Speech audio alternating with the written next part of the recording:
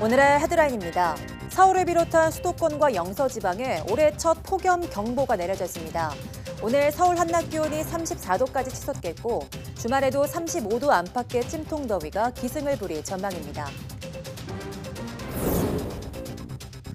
미국 캘리포니아 모하비 사막 근처에서 규모 6.4의 강진이 발생했습니다. 캘리포니아에서 20년 만에 일어난 강진으로 전문가들은 며칠 사이 규모 5.0의 강진이 이어질 수 있다고 경고했습니다. 운전 중인 기계설비의 이상 징후를 한눈에 찾아내는 기술이 개발됐습니다. 기계설비를 촬영해 인공지능이 고장 여부를 스스로 진단하는 방식인데 사람의 눈으로 볼 수 없는 고장까지 찾아낼 수 있습니다.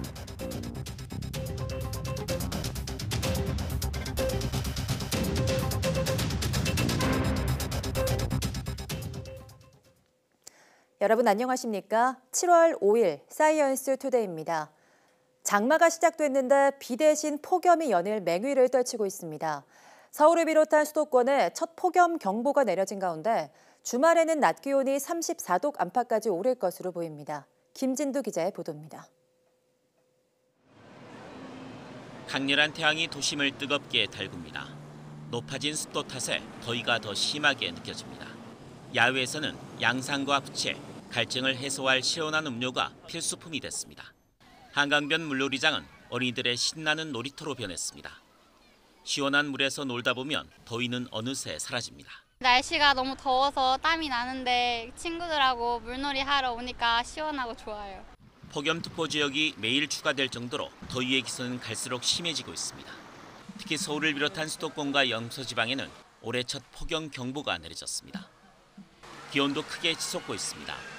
경기도 가평군 청평면 기온이 35.9도를 기록했고 강원도 화천 35.8도, 서울 32.8도, 대구 32.6도, 전주 30.8도 등 전국 대부분 지방이 30도를 웃돌았습니다. 무더위는 갈수록 더 심해져 주말에는 서울 기온이 올 들어 가장 높은 35도까지 오를 전망입니다. 산맥을 넘으면서 기온이 오른 동풍의 영향까지 더해지면서 중부 내륙과 경북 내륙을 중심으로 매우 더운 날씨를 보이겠고 일본 부근에 머물고 있는 장마 전선은 다음 주 수요일과 목요일 사이 내륙으로 북상할 것으로 보입니다. 이번에도 국지성 호우를 쏟아볼 가능성이 크지만 강한 비바람에 무더위는 잠시 누그러들 전망입니다. YTN 김진두입니다. 최근 우리나라 여름이 예전보다 길어졌고 폭염도 심해져 가축 피해가 매년 늘고 있습니다. 이에 대비해 가축 사육 기상정보 시스템이 개발됐는데 더위로 인한 가축 피해를 줄일 수 있을 것으로 보입니다. 김학무 기자의 보도입니다. 지난해 우리나라 폭염 일수는 31일로 2015년의 10일보다 3배나 많았습니다. 여름 기간도 지난 30년 동안 19일이나 길어졌습니다. 지난해 더위로 폐사한 가축이 908만 마리에 달할 정도로 피해도 늘고 있습니다. 올해도 지난해 못지않은 더위가 예상되면서 농가는 벌써 비상입니다. 농가가 할 수 있는 건 우선 천장에 시원한 물을 뿌려 축사 온도를 낮춰주는 겁니다. 또 축사 내부에는 송풍팬을 가동하고 안개 분무로 가축의 체온을 내려줍니다. 하지만 무엇보다도 더위를 미리 알고 대비하는 게 중요한데 농촌진흥청이 가축 사육 기상정보 시스템을 개발해 이를 해결했습니다. 기상청 동네 예보와 연계한 것으로 폭염이 예상되는 지역 농가에 가축 더위 지수와 대비 요령을 휴대전화를 통해 미리 알리는 겁니다. 사람 불쾌 지수처럼 소 더위 지수를 다 숫자로 표시를 해줘요. 거기에 맞게 제가 환풍기나 안개 분무 시설을 가동할 수 있기 때문에 그 점이 굉장히 올여름엔 유리할 것 같습니다. 또 가축의 스트레스 저감 기술과 축사 환경 조절 기술도 제공받아 피해를 줄일 수 있습니다.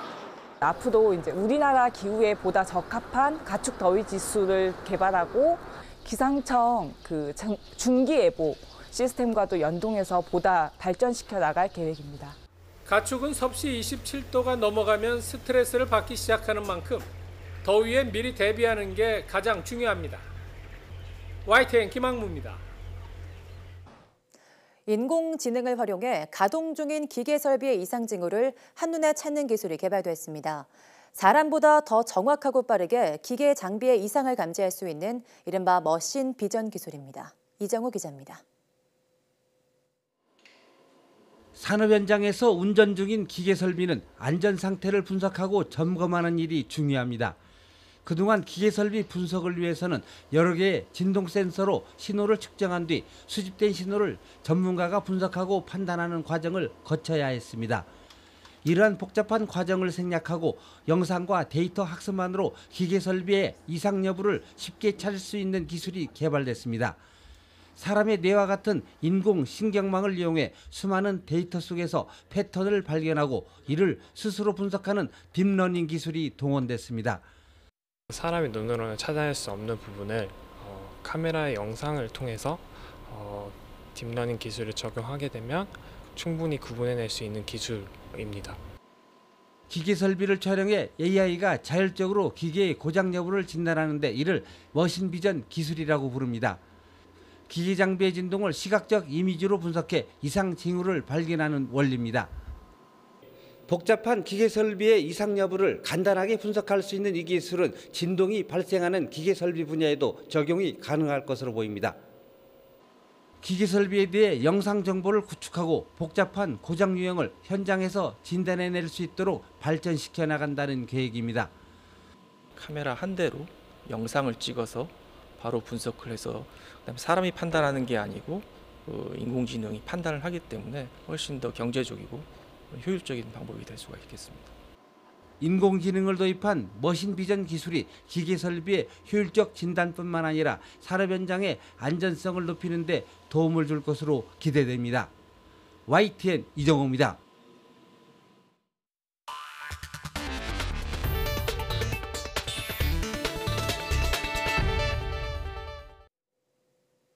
빠르게 변화하는 4차 산업혁명 시대, 과학기술의 중요성은 더욱 커지고 있는데요. 국내 내로라는 대학 총장 7명이 모여 과학기술이 우리 사회에서 어떤 역할을 해야 하는지 의견을 모으는 자리가 마련됐습니다. 이혜리 기자의 보도입니다. 지난 50년 우리나라의 비약적인 경제 성장을 이끈 과학기술이 미래엔 어떤 역할을 해야 할까? 우선 미세먼지와 기후변화 등 우리 생활을 위협하는 문제를 푸는데 핵심적인 역할을 해야 한다는 목소리가 높았습니다. 신성장 동력, 거기에 우리 과학이 기여를 해야 된다. 오랫동안 갖고 있던 개념인데 이제는 거기서부터 그것도 물론 중요하지만 사회 문제 해결하는 것도 굉장히 중요해서 그쪽이 더 앞으로는 더 중요할 거라고 생각합니다. 신산업 발굴과 일자리 창출을 통해 청년 문제를 해결하는 데 제 몫을 해야 한다는 의견도 나왔습니다. 청년들의 좌절감이 커지고 있고 이게 경제 논리만으로 해결이 어렵다는 건 분명합니다. 결국은 과학기술이 어떤 돌파구를 만들어야 되지 않나 이런 생각을 합니다. 이공계 출신 대학 총장 7명이 한자리에 모인 자리.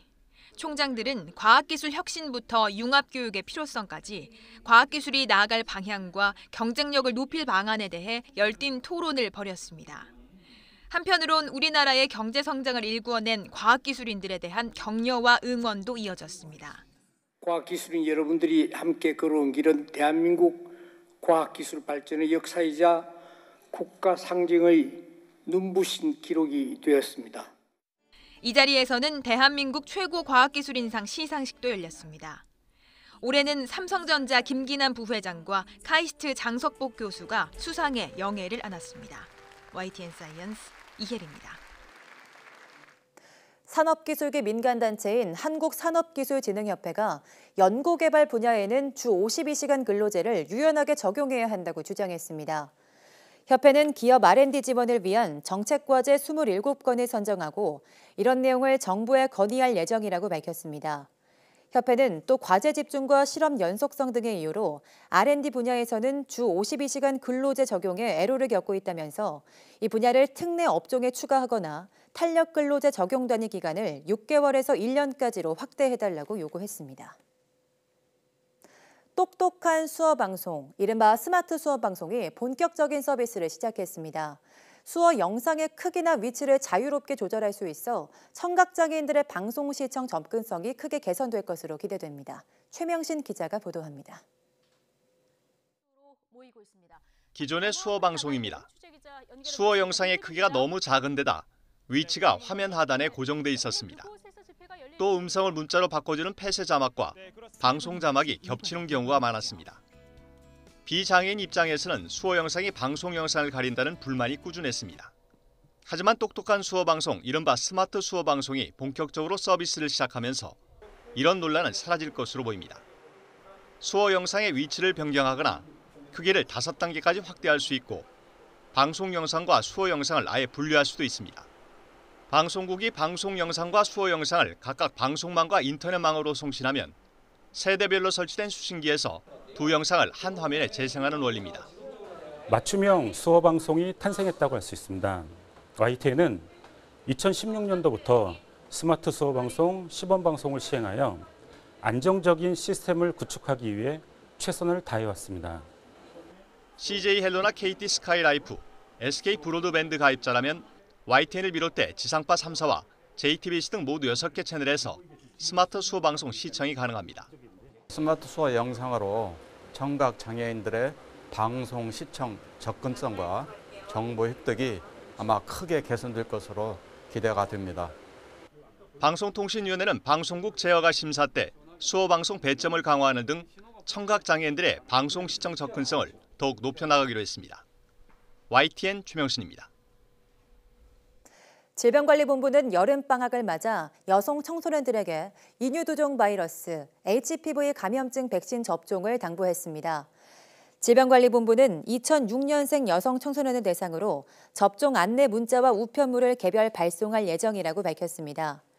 HPV는 생식기 감염을 일으키는 바이러스로 지속해서 감염됐을 경우 자궁경부암 등 관련 암의 원인이 됩니다. 정부는 2016년부터 만 12세 여성 청소년에게 HPV 감염증 백신 예방접종을 무료 제공하는 사업을 시행하고 있습니다.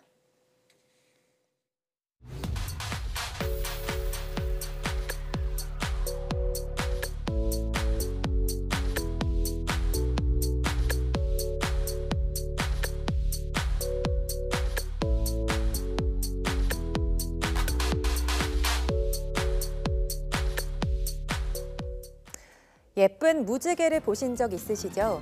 무지개는 빛이 공기 속에 있는 물방울과 부딪혀 굴절이 일어나면서 생기는 빛의 분산 현상입니다. 이뿐만 아니라 빛은 여러 가지 성질을 갖고 있는데요. 예를 들면 다른 파장의 빛들이 합쳐져 다른 색으로 보이는 현상을 빛의 합성이라고 부릅니다. TV와 같은 출력 장치들이 대표적이죠. 오늘 사이언스 투데이 궁금한 S에서는 빛의 성질에 대해서 알아보도록 하겠습니다. 모두 많은 시청 바랍니다. 함께해 주신 여러분 고맙습니다.